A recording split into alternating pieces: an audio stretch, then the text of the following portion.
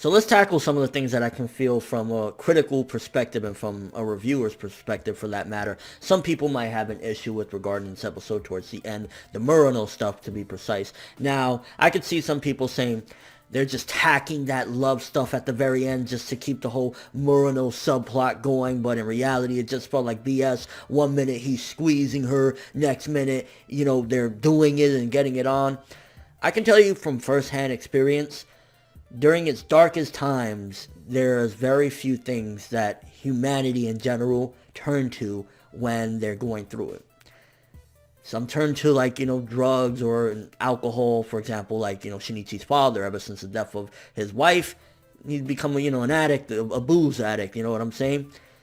Others turn to affection and the comfort from somebody, from another human being or whatever. And in this case, that's what Shinichi had to do. I mean, if you saw how badly he was freaking out and flipping out and he was losing it, he needed that real bad. And regardless if you want to say he just needed a little pootie tang to put a little, pep in his step, at the end of the day, that's reality. That's reality. When you're going through shit, especially something like that, when you're petrified that you're going to lose your life at any given second, you do things like that. That's just what we do as human beings. So if you want to argue about, it's tacked at the very end, that's just what it is. People do that. And Murano at this case can see how much he's struggling and is like, I don't know, if this is something that'll help him, then let me do that. And yeah, in reality, that's real. I mean, of course, you have all the sci-fi and supernatural elements surrounding it, but as far as human beings and relationships go, that's legit. Also, by the way, I find it funny that Migi finally got to witness what human intercourse looks like. Go Migi! So it tripped me out that the mayor turned out to be human because you would never expect that. I don't even know how that conversation would go. Like, hey, Mr. Muscle Man, Gotou, don't kill me. We can have a conversation. I like you, parasitic motherfuckers. And it gotta make you wonder, for him to go this route and, just kind of want to bond with these things and kind of, looking at them as they're better, what the hell happened to him?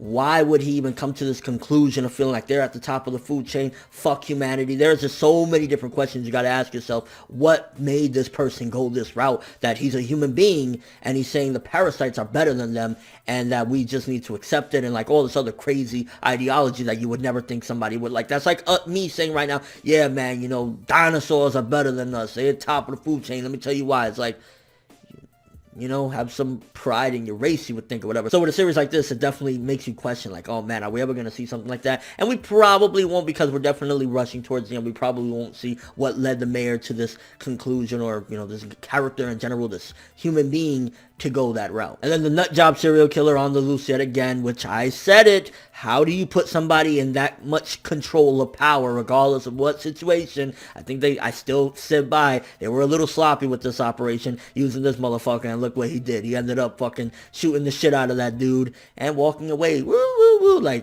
Damn. And a big chunk of this episode was, yet again, some really awesome action. And I've said it before, and I say it again, I don't go to Parasyte for action. That's not something I look for, but Gotou was just ripping motherfuckers apart. It was so intense when he was on the roof, and I think that was set up as well, the little flamethrower conversation. I wouldn't be surprised if at the very end, the final fight, whether it's Gotou or some other creature we haven't seen yet, but I'm pretty sure it'll be Gotou, he will be defeated by probably a flamethrower, or flames in general, whether it be like a burning building. Flames is what I think will stop Gotou at the very end. I think that was the setup why the agent said that at the end. I think the author is hinting that that's the best way to stop this creature. And just to see Shinichi's character, you can definitely see all of, or for the most part, all of the humanity within him has returned. When he is petrified to that point and he is flipping the hell out, all the emotions and all that came back. And that was who he was to begin with, where he was timid and stuff like that. So something this larger than life, that this monster can come and rip his head off at any given moment, brought back even more of who he used to be. Not only just the previous episodes, but this in general was a huge thing that brought him back to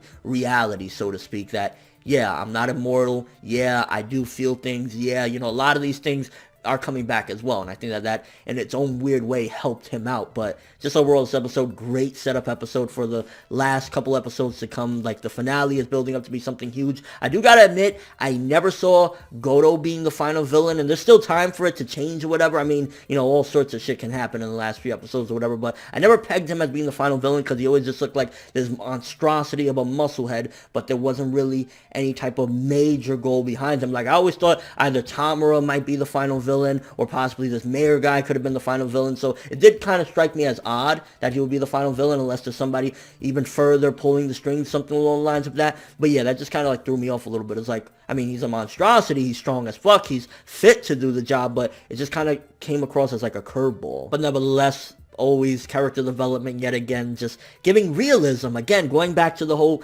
thing with Murano and him, that's realism. People do that all the time. That's why they show it in movies and television.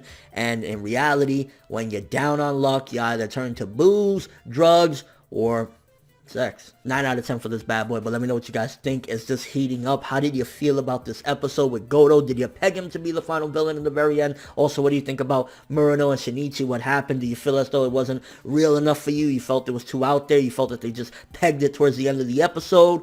Or your overall thoughts of it? But that's all I have for this one. Thanks for watching. Hope you enjoyed it. If you liked anything I had to say or enjoyed the video, drop me a like. I'd greatly appreciate it. And if you haven't subscribed, if you could do so as well, that'd be amazing. I'm ForneverWorld, and as always, people, have an awesome day.